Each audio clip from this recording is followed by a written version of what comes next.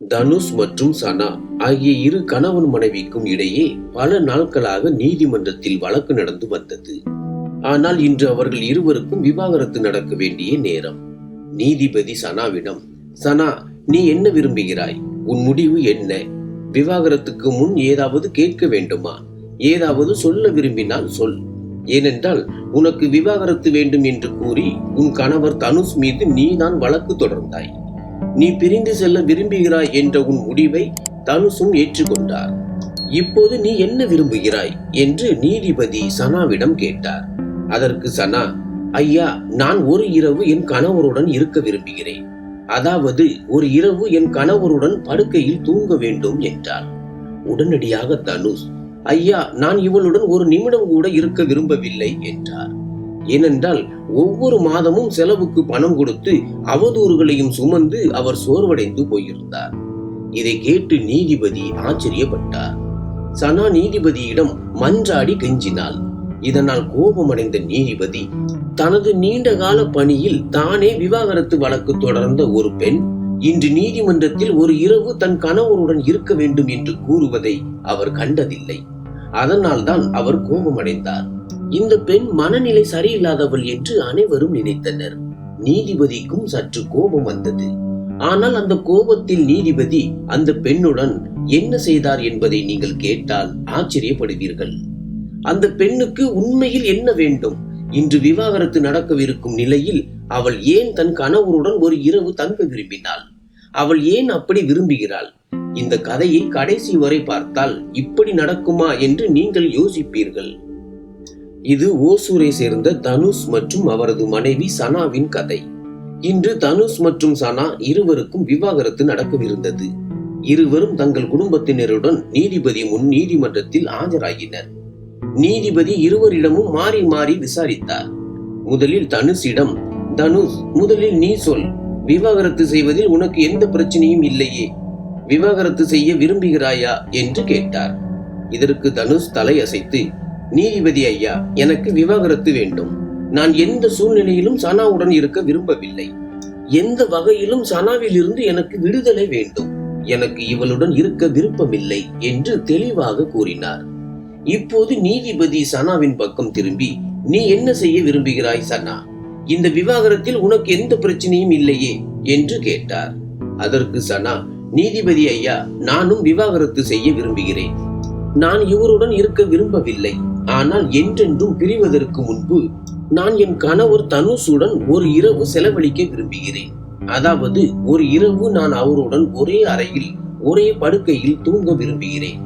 ஏனென்றால் நீதிபதி ஐயா, அவர் என் மீது மிகவும் கோபமாக இருக்கிறார். அவர் என்னுடன் இருக்க விரும்பவில்லை. ஆனால் நீங்கள் உத்தரவிட்டால் அவர் என்னுடன் ஒரு இரவை செலவிடுவார் என்றார். சனா இப்படி சொன்னதும் நீதிபதி ஆச்சரியப்பட்டார். நீதிபதி ஆரம்பத்தில் சற்று கோபப்பட்டார். ஆனால் பிறகு அதன் காரணம் என்னவாக இருக்கும் என்று யோசிக்க தொடங்கினார். மிகவும் விசித்திரமான பெண். இவ்வளவு நீண்ட கால பணியில் நான் இப்படி ஒரு பெண்ணை ஒருபோதும் பார்த்ததில்லை. இவர்கள் இருவரின் உறவு முடிய போகிறது. ஆனாலும் இந்த பெண் தன் கணவருடன் ஒரே அறையில் ஒரே படுக்கையில் ஒன்றாக தூங்க வேண்டும் என்று சொல்கிறார். இது ஒரு பெரிய கேள்வி. நீதிபதி நீண்ட நேரம் யோசித்த பிறகு, சரி, எப்படியும் அவர்கள் கணவன் மனைவிதானே, ஒரு முறை நாம் அவர்களுக்கு அனுமதி கொடுக்கலாம். அவர்கள் இன்னும் பிரியவில்லை. இப்போது வரை அவர்கள் கணவன் மனைவிதான். அதனால் நான் அனுமதி கொடுக்கிறேன் என்று முடிவு செய்தார். ஏனெனில் அந்த உறவு முறிந்து போகக்கூடாது என்று நீதிபதி விரும்பினார். அவர்கள் இருவரும் ஒருவருக்கொருவர் பிரியக்கூடாது என்று நீதிபதியும் விரும்பினார். இதனால் தான் நீதிபதி சனா தனுஷுடன் இருக்க இன்று தீர்ப்பு வழங்கினார். இதனால் சனாவின் குடும்பத்தினர் கோபமடைந்து சனாவை திட்ட தொடங்கினர். சனா, நீ என்ன செய்கிறாய்? எல்லோருக்கும் முன் இப்படி பேசுகிறாயே, உனக்கு கொஞ்சமாவது வெட்கம் இருக்கிறதா இல்லையா என்று கேட்டனர். இதற்கு சனா எதுவும் பேசவில்லை, அமைதியாக இருந்தாள். ஆனால் நீதிபதி சனாவின் குடும்பத்தினரை கண்டித்து, பரவாயில்லை, அவள் தன் கணவனுடன் தான் இருக்க விரும்புகிறாள். அவர்கள் இருவரும் இன்னமும் கணவன் மனைவிதான். அவர்கள் விவாகரத்து பெறவில்லை.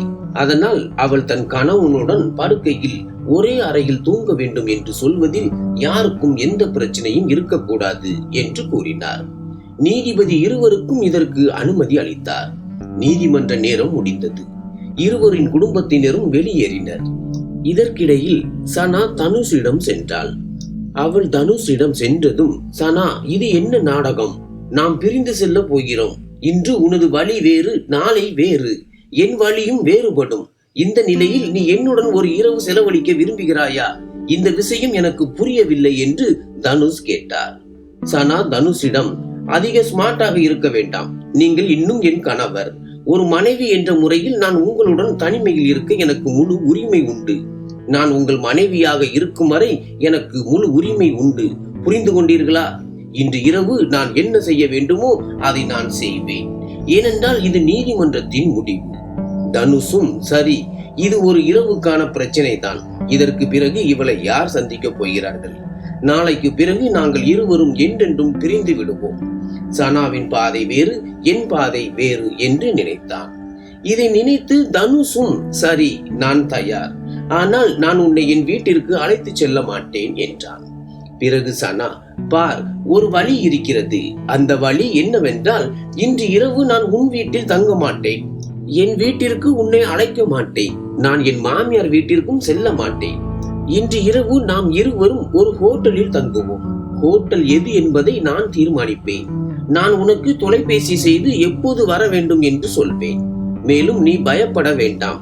ஹோட்டல் கட்டணத்தை நானே செலுத்துவேன் என்றாள். தனுஷ், சரி, உன் விருப்பம் போல என்றான். பின்னர் தனுஷ் தன்னுடைய குடும்பத்தினருடன் தன்னுடைய வீட்டிற்கு சென்றான். அங்கே சனாவும் தன்னுடைய குடும்பத்தினருடன் தன்னுடைய வீட்டிற்கு சென்றாள். மாலை 6 மணிக்கு தனுஷுக்கு சனாவின் தொலைபேசி அழைப்பு வந்தது. மறுபுறம் சனா வணக்கம் சொன்னாள். தனுஷ் சனாவுக்கு பதில் வணக்கம் சொன்னான். சனா ஹோட்டலின் முகவரியை தனுஷுக்கு சொன்னாள். அந்த ஹோட்டலுக்கு நீங்கள் வர வேண்டும் என்று சொல்லி முழு முகவரியையும் அனுப்பினாள்.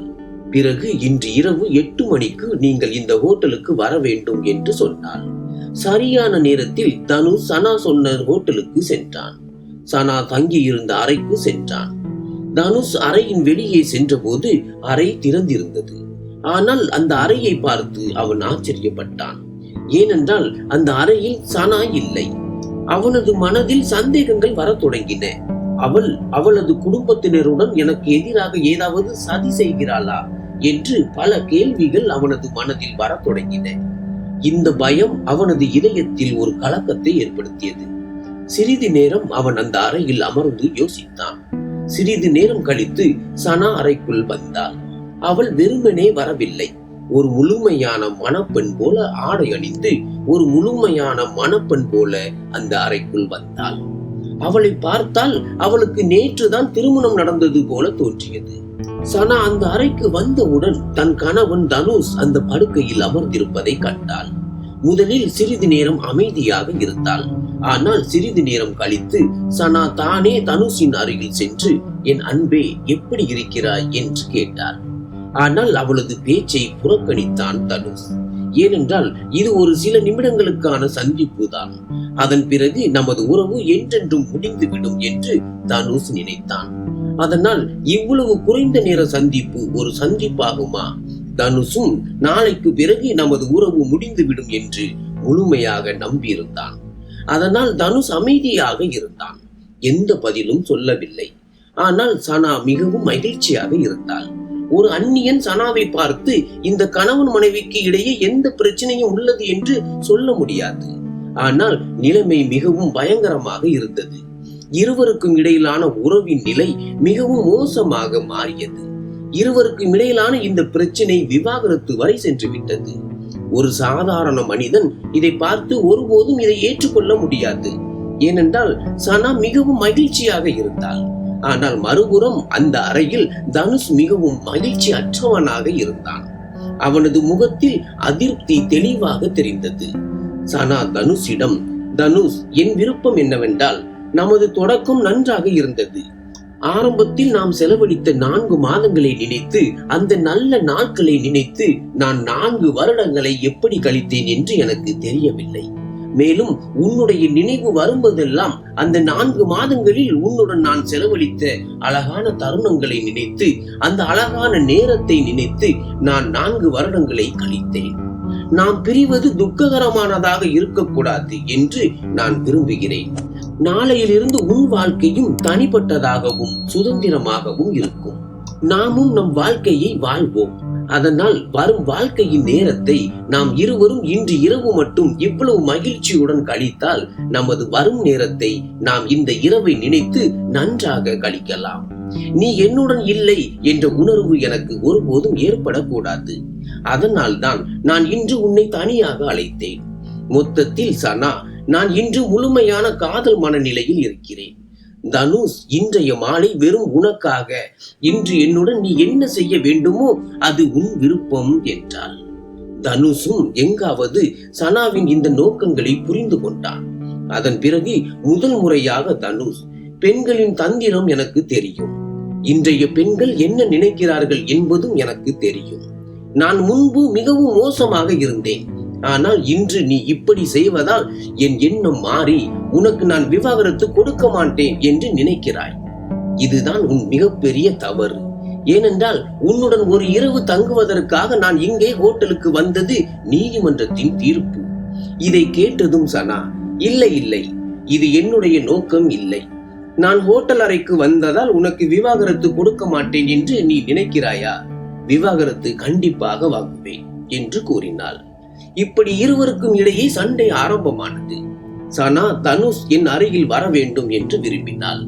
ஆனால் தனுஷ் அவளை தவிர்த்து கொண்டே இருந்தான். கடைசியில் சனா பொறுமை இழந்து அவன் அருகில் சென்றாள்.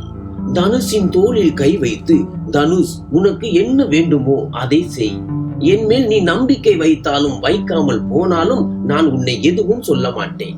நீ என்னுடன் இன்று இரவு ஏதோ செய்வதற்காக நான் எந்த குற்றச்சாட்டையும் கூற மாட்டேன். நான் உன் மீது சத்தியமாக சொல்கிறேன், இன்று நீ என்னுடன் என்ன செய்தாலும் அதை நான் யாரிடமும் சொல்ல மாட்டேன் என்றாள். நான் இந்த குற்றச்சாட்டை ஒருபோதும் கூற மாட்டேன். 4 ஆண்டுகளுக்கு பிறகு நீ என்னை சந்தித்த போது என்னுடன் ஏதோ செய்துவிட்டு விவாகரத்து கொடுத்தாய் என்ற அந்த விஷயத்தை நான் யாரிடமும் சொல்ல மாட்டேன். என் மீது உனக்கு நம்பிக்கை இருந்தால் இன்று நீ என்னுடன் முழுமையாக எல்லாவற்றையும் செய்யலாம் என்றாள். அதாவது சனா முழு மனதுடன் இருந்தாள். தனுஷை ஊக்குவித்தாள். ஆனால் தனுஷ் அவள் எவ்வளவு சொல்லியும் எதற்கும் தயாராக இல்லை. அவன் தெளிவாக சொன்னான், நீ நீதிமன்றத்திடம் அனுமதி வாங்கி என்னுடன் இரவு தங்க வந்தது உன் இரவை மகிழ்ச்சியாக கழிக்க வேண்டும் என்பதற்காகத்தானா?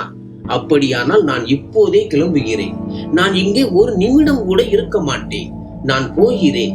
எனக்கு உன்னுடன் இருக்க வேண்டிய அவசியம் இல்லை. உடனே சனா, அப்படியானால் உங்களுக்கு என் மீது காதல் இல்லை. நாம் ஒன்றாக கழித்த அந்த 4 மாதங்கள், அந்த நல்ல தருணங்கள் உங்களுக்கு சிறிதும் நினைவில் இல்லையா? நான் கடந்த 4 வருடங்களாக அந்த அழகான தருணங்களை நினைத்து நினைத்து மிகவும் மகிழ்ச்சியாக இருந்தேன். அதை நினைத்துதான் நான் வாழ்ந்து கொண்டிருந்தேன். துரதிர்ஷ்டவசமாக அந்த நாட்களும் அந்த நேரமும் உங்களுக்கு நினைவில் இல்லை என்றாள். தனுஷ் பதிலளித்தான், ஒரு காலத்தில் நீ என் மீது எப்போதும் குற்றம் சாட்டுவாய். நான் மாறிவிட்டேன், முன்பு போல் இல்லை என்று கூறுவாய். உன்னுடன் உறவு வைத்துக் கொள்ள வேண்டும் என்று நான் விரும்பும் போது மட்டும் உன்னிடம் அன்பாக பேசுகிறேன். வேலை முடிந்ததும் உன்னை விட்டு விலகி விடுகிறேன் என்று எல்லா விதமான குற்றச்சாட்டுகளையும் என் மீது சுமத்தினாய். ஆனால் இன்று என்ன நடந்தது? நீயே என் அருகில் ஹோட்டலுக்கு வந்திருக்கிறாய். இது உன் விருப்பம். விவாகரத்துக்கு பிறகு எத்தனை நாட்களுக்கு பிறகு உனக்கு திருமணமாகும், எப்போது கணவரின் அன்பு கிடைக்கும் என்று நினைத்து என்னுடன் ஒரு இரவு தங்க விரும்புகிறாயா? சனா, அப்படியெல்லாம் இல்லை. அதெல்லாம் கடந்த கால விஷயங்கள். அதையெல்லாம் இன்று மறந்துவிடு. நம் உறவின் ஆரம்பம் இவ்வளவு நன்றாக இருந்ததால் பிரிவும் கூட நன்றாக இருக்க வேண்டும் என்று நான் விரும்புகிறேன். அதனால் தான் கடைசியாக உங்களை இந்த ஹோட்டலுக்கு அழைத்தேன். நம் சந்திப்பின் முடிவும் நல்லதாக இருக்க வேண்டும் என்று நான் விரும்புகிறேன். தனு சொன்னான், இப்போது என்ன ஆரம்பம், என்ன முடிவு, என்ன நல்லது, என்ன கெட்டது? நாம் இருவரும் ஒன்றாக வாழப் போவதில்லை என்றால் என்ன முடிவு இருக்கும், என்ன ஆரம்பம் இருக்கும்? அதை பற்றி எனக்கு எந்த கவலையும் இல்லை. ஆனால் சனா, ஒரு விஷயம் சொல்லு. என்னை குறிப்பாக ஹோட்டலுக்கு அழைத்ததன் நோக்கம் என்ன? அதை நீயே சொல். அதற்கு சனா, உனக்கு என்ன தோன்றியது? உன்னுடன் உறவு வைத்து மகிழ்ச்சி அடைவதற்காகவா நான் உன்னை ஹோட்டலுக்கு அழைத்தேன்? அப்படியெல்லாம் எதுவும் இல்லை. உன்னுடன் அப்படிப்பட்ட எந்த ஒரு காரியத்தையும் நான் செய்ய விரும்பவில்லை. அப்போது தனுஷ், அப்படியானால் நீ என்னதான் விரும்புகிறாய் என்று சொல் என்றான். தனுஷின் இந்த கேள்விக்கு சனா பேச ஆரம்பித்தாள். 6 மாதங்களுக்கு முன்பு கடைசியாக நீ என்னை நீதிமன்றத்தில் சந்தித்த போது, அதற்கு முன்பு உன் உடல், உன் பளபளப்பான முகம் என நீ மிகவும் நன்றாக இருந்தாய். உன் உடல் ஆரோக்கியமாக இருந்தது. நீ பலசாலியாக இருந்தாய். உன் ஆளுமை மிகவும் நன்றாக இருந்ததால் எந்த பெண்ணும் உன்னை கண்டால் உன்னால் ஈர்க்கப்படுவாள். ஆனால் இன்று உன் நிலை என்ன? நீ எப்படி இவ்வளவு தோற்று போனாய்? எப்படி இவ்வளவு பலவீனமாகி விட்டாய் என்று கேட்டார். உன் கண்கள் மிகவும் குழிவிழுந்து போய்விட்டன. உன் முகத்தின் பொலிவு முற்றிலும் மறைந்து விட்டது. மொத்தத்தில் நீ முன்பு இருந்ததை போல் இப்போது இல்லை. என்ன நடந்தது? இதற்கு தனுஷ் முதலில் உண்மையை சொல்ல மறுத்து போலியான புன்னகையுடன், சும்மாதான், அப்படித்தான் ஆகிவிடும் என்றான். சனா, சொல்ல மாட்டாயா என்று மீண்டும் வற்புறுத்தி கேட்டாள். சொல், நான் உன்னை கேட்கிறேன். ஏனென்றால் நான் இன்னும் உன் மனைவிதான். எனவே ஒரு மனைவியாக நான் உன்னை கேட்கிறேன். நீ சொல்லியே ஆக வேண்டும் என்றாள். அதற்கு தனுஷ், சனா பார், நீ என்னை விட்டு பிரிந்து சென்ற போது குடும்பத்தினரும் கிராம மக்களும் பலவிதமான விஷயங்களை பேச ஆரம்பித்தனர். கிராமத்திலும் எங்களை அவமானப்படுத்தினார்கள். எங்களுடன் நெருக்கமாக இருந்தவர்களும் பலவிதமான கதைகளை பேச ஆரம்பித்தனர். உன்னால் ஒரு பெண்ணை கூட வைத்திருக்க முடியவில்லை, வேறு என்ன செய்ய போகிறாய் என்று சிலர் சொன்னார்கள். இது போன்ற பலவிதமான குற்றச்சாட்டுகளையும் கொடுமைகளையும் நாங்கள் சந்தித்தோம். அது எங்களுக்கு தான் தெரியும். மெதுவாக நான் எல்லாவற்றின் மீதும் கவனம் செலுத்துவதை நிறுத்திவிட்டேன். அதாவது நான் முற்றிலும் மனசோர்வடைந்து சோகமாக ஒரு அறையில் படுத்து கிடந்தேன். இந்த நேரத்தில் திடீரென்று ஒரு நாள் என் வயிற்றில் கடுமையான வலி ஏற்பட்டது. அந்த வலியை என்னால் தாங்க முடியவில்லை. அதன் பிறகு என்னை மருத்துவரிடம் அழைத்து சென்றார்கள். மருத்துவர் என்னை பரிசோதித்த பிறகு, தனுஷ், உங்களுக்கு புற்றுநோய் என்று தெளிவாக சொன்னார். இதை கேட்டதும் எனக்கு பெரிய அதிர்ச்சி ஏற்பட்டது. எனக்கு எப்படி புற்றுநோய் வர முடியும் என்று நான் ஆச்சரியப்பட்டேன். அதற்கு மருத்துவர், உன் கவனக்குறைவு காரணமாகத்தான் இது நடந்தது. புற்றுநோய் ஒரு குணப்படுத்த முடியாத நோய். ஒருவர் சற்று கவனமாக இருந்தால் அதை கட்டுப்படுத்த முடியும். ஆனால் முழுமையாக ஒரு நல்ல வாழ்க்கையை வாழ முடியாது. அதுபோல புற்றுநோய் உள்ளவர்கள் அதிக காலம் வாழ முடியாது. இதையெல்லாம் யோசித்து, இன்னும் 6 மாதங்களில் என் வாழ்க்கை முடிந்துவிடும். நான் இறந்த பிறகு உனக்கு என்ன ஆகும்? நீ எங்கே இருப்பாய் என்ற இந்த கேள்விகளுக்கெல்லாம் எனக்கு பதில் தேவைப்பட்டது. நான் என்னிடமே கேட்டுக்கொண்ட போது என் மனசாட்சி ஒரு பதிலை சொன்னது. நீயே இல்லை என்றால் உன் மனைவி என்ன? உன் குழந்தைகள் என்ன? உன் வாழ்க்கை என்ன? கடைசியாக நான் உன்னை விவாகரத்து செய்ய முடிவு செய்தேன். ஆரம்பத்தில் உனக்கு விவாகரத்து கொடுக்கும் எண்ணம் எனக்கு இல்லை. ஆனால் இந்த நிலைமை வந்த பிறகு நான் விவாகரத்து கொடுப்பேன் என்ற முடிவுக்கு வந்தேன். ஏனென்றால் என் மனைவி விதவையாகி அடுத்தவர் உதவியை நாடி வாழ வேண்டும் என்று நான் விரும்பவில்லை. எதிர்காலத்தில் நீ பலவிதமான குற்றச்சாட்டுகளையும் சமூகத்தின் பார்வையில் தாழ்ந்து போகும் நிலையையும் சந்திக்க கூடாது என்று நினைத்தேன். ஒரு பெண்ணை துரதிர்ஷ்டசாலி என்றும் அவளது கணவன் உயிருடன் இருக்கும் போதே இறந்து விட்டான் என்றும் மக்கள் விஷத்தை கக்குவார்கள். இதெல்லாம் உன் மீது எந்த விளைவையும் ஏற்படுத்த கூடாது என்பதற்காக நான் மனைவியை விவாகரத்து செய்ய முடிவு செய்தேன். இதை கேட்ட சனா அதிர்ச்சி அடைந்து, இவ்வளவு பெரிய விஷயத்தை ஏன் என்னிடம் சொல்லவில்லை? ஏன் இத்தனை நாட்களாக என்னிடம் இருந்து மறைத்து வைத்தாய்? ஒருவேளை இதை நீ முன்பே சொல்லி இருந்தால் நான் விவாகரத்து பேப்பர்களை உன்னிடம் அனுப்பியிருக்க மாட்டேன் என்றாள். இந்த விஷயம் அவளை ஆழமான யோசனையில் மற்றும் அதிர்ச்சியில் ஆழ்த்தியது. அவள் குரல் உடைந்து அழ ஆரம்பித்தாள். அப்போது தனுஷ் அவளை சமாதானப்படுத்தினான். கவலைப்படாதே சனா, நாளை முதல் உன் வாழ்க்கை வேறு, என் வாழ்க்கை வேறு. கவலைப்படாதே. நீ மகிழ்ச்சியாக என்னிடம் எனக்கு விவாகரத்து கொடு என்று சொல்ல வேண்டும் என்று நான் விரும்புகிறேன். அதன் பிறகு நீ உன் வாழ்க்கையில் சுதந்திரமாக இருப்பாய். உன் குடும்பத்தினர் உனக்கு மீண்டும் திருமணம் செய்து வைப்பார்கள். அதன் பிறகு ஒரு நல்ல வாழ்க்கையை வாழு. எனக்கு என்ன, என் வாழ்க்கை இன்னும் சில நாட்கள் தான். அதனால் தான் நான் ஏன் உன் வாழ்க்கையில் தலையிட வேண்டும்? ஏனென்றால் எனக்கு வாழும் நோக்கம் எதுவும் இல்லை. எனக்கு இன்னும் சில நாட்களே வாழ வேண்டும் என்பது எனக்கு தெரியும். அதற்கு சனா, இல்லை, எனக்கு என் நோக்கம் கிடைத்து விட்டது என்றாள். பேசிக் கொண்டிருக்கும் போதே காலை ஆகிவிட்டது. தனுஷ், சரி, விடிந்து விட்டது சனா, பொழுது விடிந்து விட்டது. இப்போது நான் என் வீட்டிற்கு போகிறேன், நீயும் உன் வீட்டிற்கு செல் என்றான். அதற்கு சனா சரி என்றாள். சனா முன்பு தனுஷை மிகவும் சந்தேகித்தாள். தனுஷ் வேறு ஒரு பெண்ணுடன் தொடர்பு வைத்திருப்பதாக சனா நினைத்தாள். ஆனால் தனுஷின் இந்த வார்த்தைகளை கேட்டதும் சனா உள்ளுக்குள் உடைந்து போனாள். சனா யோசிக்க ஆரம்பித்தாள். நான் நீண்ட ஆயுளுக்காக யாருக்காக பிரார்த்தனை செய்தேனோ, இன்று என் கணவர் என் தனுஷ் இந்த நிலையில் இருக்கிறார். இப்போது அவருக்கு ஒரு துணையின், ஒரு அன்பின் தேவை இருக்கிறது. அவருடன் சிரித்து விளையாடி வாழ்க்கையை வாழ ஒரு பொம்மை தேவை. அவரது இதயத்தை மகிழ்விக்கும் ஒரு துணை, அவருக்கு சேவை செய்யும் ஒரு ஊழியர். நான் தானே அவருடைய பொம்மை. நான் தான் அவரது இதயத்தை மகிழ்விப்பவள். நான் தான் அவரது ஊழியர். ஆனால் நான் அவரிடமிருந்து விலகி செல்ல விரும்புகிறேன். திடீரென்று சனா தன்னைத்தானே நொந்து கொண்டாள். அதன் பிறகு இருவரும் தங்கள் வீடுகளுக்கு திரும்பி சென்றனர். மறுநாள் காலை 10 மணிக்கு இருவரும் மீண்டும் நீதிமன்றத்தில் ஆஜராக வேண்டியிருந்தது. சனாவும் தனுஷும் தங்கள் குடும்பத்தினருடன் நீதிமன்றத்தை அடைந்தனர்.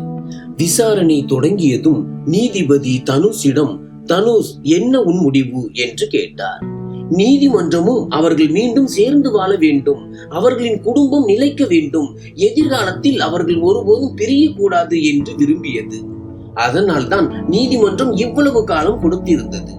இந்த நாட்களில் இருவரும் விலகி இருக்கும் போது ஒருவருக்கொருவர் மதிப்பு புரியும், ஒருவருக்கொருவர் இல்லாமல் இருக்கும் குறையை உணர்வார்கள். அப்போது அவர்கள் மீண்டும் ஒன்று சேரலாம். அதனால் தான் நீதிமன்றம் இவ்வளவு காலம் தாமதித்தது. அப்படி ஏதாவது நடந்தால் அவர்கள் தங்கள் முடிவை எடுத்துக் கொள்வார்கள். எனவே நீதிபதிக்கும் தெரியும் அவர்கள் மீண்டும் சேரலாம் என்று. நீதிபதி தனுஷிடம் இந்த கேள்வியை கேட்டபோது, தனுஷ், இப்போது நான் விவாகரத்து கொடுக்க மாட்டேன் என்று பதிலளிப்பான் என்று எதிர்பார்த்தார். தனுஷ், உன் முடிவு என்ன? விவாகரத்து விஷயத்தில் நீ என்ன சொல்ல விரும்புகிறாய் என்று கேட்டார். அதற்கு தனுஷ், என்ன சொல்ல வேண்டும் நீதிபதி அவர்களே, நான் என் முடிவை நேற்றும் சொன்னேன், இன்றும் சொல்கிறேன். நான் கண்டிப்பாக பிரிய வேண்டும். நான் சனாவுடன் இருக்க விரும்பவில்லை. அதன் பிறகு அவர் சனாவிடம், சனா, உன் முடிவு என்ன என்று கேட்டார். தனுஷ் இப்படி பேசியதால் சனா தரப்பில் இருந்துதான் விவாகரத்து வழக்கு வந்ததால் நீதிபதி சனாவிடம் கேட்பதற்கு முன்பே எனக்கு விவாகரத்து வேண்டும் என்றுதான் சனாவும் சொல்வாள் என்று அவருக்கு தெரியும். நீதிபதி, சனா, உன் முடிவு என்ன? நீ என்ன விரும்புகிறாய் என்று கேட்டதும் சனா சொன்ன பதிலை கேட்டு நீதிபதியும் அங்கிருந்த அனைவரும் ஆச்சரியப்பட்டனர். சனா, எனக்கு விவாகரத்து வேண்டாம், நான் என் கணவர் தனுஷுடனே வாழ விரும்புகிறேன் என்றாள். சனா இப்படி சொன்னதும் அவள் குடும்பத்தினர் அதிர்ச்சியில் உறைந்து போயினர். தங்கள் மகள் தனுஷுடன் மீண்டும் செல்ல விரும்புவதாக கூறுவதை கேட்டு அவர்கள் திகைத்தனர். இதை கேட்ட நீதிபதி மகிழ்ச்சி அடைந்தார். ஏனென்றால் சனா இல்லை, எனக்கு விவாகரத்து வேண்டும் என்றுதான் சொல்வாள் என்று நீதிபதி நினைத்தார். ஆனால் நேற்று வரை விவாகரத்து வேண்டும் என்று சொன்ன சனா இன்று எப்படி விவாகரத்து வேண்டாம் என்று சொல்கிறாள் என்று அவர் யோசித்தார். இதற்கு சனா மேலும் பேச ஆரம்பித்தாள். என் கணவர் இவ்வளவு மோசமான காலத்தை கடந்து செல்லும் இந்த நேரத்தில் நான் இவரை தனியாக விட்டு பிரிவது சரியல்ல. இதற்கு நீதிபதி, தனுஷுக்கு என்ன நடந்தது, நீ சொல் என்று கேட்டார். ஏனென்றால் தனுஷ் அல்லது அவன் குடும்பத்தினர் தரப்பில் இருந்து தனுஷுக்கு புற்றுநோய் இருப்பதை பற்றிய எந்த தகவலும் நீதிமன்றத்தில் கொடுக்கப்படவில்லை. அதனால் நீதிபதிக்கும் இது தெரியாது. பிறகு சனா பேச ஆரம்பித்தாள். ஹோட்டலில் தனுஷிடம் இருந்து அவள் வாங்கியிருந்த அனைத்து மருத்துவ அறிக்கைகளையும் காட்டினாள். சனா கொடுத்த அந்த மருத்துவ அறிக்கையை பார்த்ததும் நீதிபதி ஆச்சரியப்பட்டார். அந்த அறிக்கையை பார்த்த நீதிபதி, தனுஷ் இவ்வளவு பெரிய நோயால் பாதிக்கப்பட்டிருக்கிறார் என்பதையும், வேறு எந்த பெண்ணாக இருந்தாலும் மகிழ்ச்சியாக விவாகரத்து வாங்கி இருப்பாள், அவனை கைவிட்டு விட்டு தன் வழியில் சென்றிருப்பாள் என்பதையும் நினைத்து ஆச்சரியப்பட்டார். இவ்வளவு நடந்தும் சனா தனுஷுடனே வாழ விரும்புகிறாள். சனா உண்மையிலேயே மற்ற பெண்களை விட வித்தியாசமானவள் என்று நீதிபதி நினைத்தார். அவர் சனாவின் முடிவை பாராட்டியது மட்டுமல்லாமல் அதை ஏற்றுக்கொண்டார். அதன் பிறகு நீதிமன்றம் தன் தீர்ப்பை வழங்கியது. சனா தனுஷின் வீட்டிற்கே செல்ல வேண்டும் என்று தீர்ப்பு வழங்கப்பட்டது. நீதிபதி இந்த தீர்ப்பை வழங்கியதும் சனாவின் குடும்பத்தினர் அதை எதிர்க்க ஆரம்பித்தனர். அவர்கள் தங்கள் மகள் சனாவை மிகவும் மோசமாக பேசினார்கள். சனாவின் குடும்பத்தினர் நீதிமன்றத்தில் மிகவும் சத்தம் போட்டனர். ஏனென்றால் அவர்கள் இதை எதிர்பார்க்கவில்லை. தனுஷுக்கு இவ்வளவு பெரிய நோய் இருப்பது தெரிந்ததும் அவர்கள் சனாவிடம், சனா, தனுஷ் இன்னும் சில நாட்களுக்கான விருந்தாளிதான். தனுஷின் வாழ்க்கை இன்னும் 5 அல்லது 6 மாதங்கள் மட்டுமே இருக்கலாம். இந்த நிலையில் நீ அவனுடன் இருப்பது சரியல்ல. நீ அவனை விட்டு விடுவது நல்லது. நாங்கள் உனக்கு வேறு எங்காவது திருமணம் செய்து வைக்கிறோம் என்று சனாவை சமாதானப்படுத்த முயன்றனர். இதற்கு சனா தனது கோபத்தை வெளிப்படுத்தி, இல்லை, என் கணவர் இவ்வளவு பெரிய கஷ்டத்தில் இருக்கும் போது நான் அவரை விட்டு பிரிந்து தனியாக இருக்க முடியாது என்றாள். இப்படி சொல்லி அவள் தனுஷின் கையை பிடித்தாள். ஆனால் தனுஷும் சனாவை தடுத்து தன் வீட்டிற்கு போக சொன்னான். என் வாழ்க்கை நிலையானது இல்லை சனா, நீ ஏன் என்னுடன் வந்து உன் வாழ்க்கையை வீணடிக்க விரும்புகிறாய் என்றான். ஆனால் சனா தெளிவாக சொன்னாள், நான் உங்களை திருமணம் செய்திருக்கிறேன். உங்களுடன் சேர்ந்து வாழும் கனவுகளை கண்டிருக்கிறேன். உங்களை விட்டு பிரிய நான் திருமணம் செய்யவில்லை. நான் உயிருடன் இருந்தால் உங்களுடன் மட்டுமே இருப்பேன். இந்த உலகில் எந்த சக்தியும் என்னை உங்களிடமிருந்து பிரிக்க முடியாது என்றார். இதன் பிறகு இருவரும் மகிழ்ச்சியாக வீட்டிற்கு சென்றனர். சனா தனுஷின் வீட்டிற்கு சென்றதும் தனுஷின் குடும்பத்தினரும் அவளை பார்த்து மகிழ்ச்சி அடைந்தனர். சனாவின் இந்த முடிவால் தனுஷின் குடும்பத்தினர் மனதில் சனாவுக்கு மரியாதை அதிகரித்தது. சனாவும் தனுஷும் காதலுக்கு ஒரு உதாரணத்தை ஏற்படுத்தி விட்டனர். மக்கள் கைவிட்டு போகும் இடத்தில் சனா உடன் இருப்பதற்கான தனது உறுதிமொழியை நிறைவேற்றினார். நோயின் நிழலில் கூட அவர்களின் காதல் இன்னும் வலிமையானது. இந்த கதையில் இருந்து நாம் கற்றுக்கொள்வது என்னவென்றால், உண்மையான அன்பு நல்ல நேரத்திற்கு மட்டும் துணை அல்ல, மாறாக கடினமான சூழ்நிலைகளிலும் உடன் இருப்பதுதான் உண்மையான அன்பு மற்றும் மனித நேயத்தின் அடையாளம். நன்றி.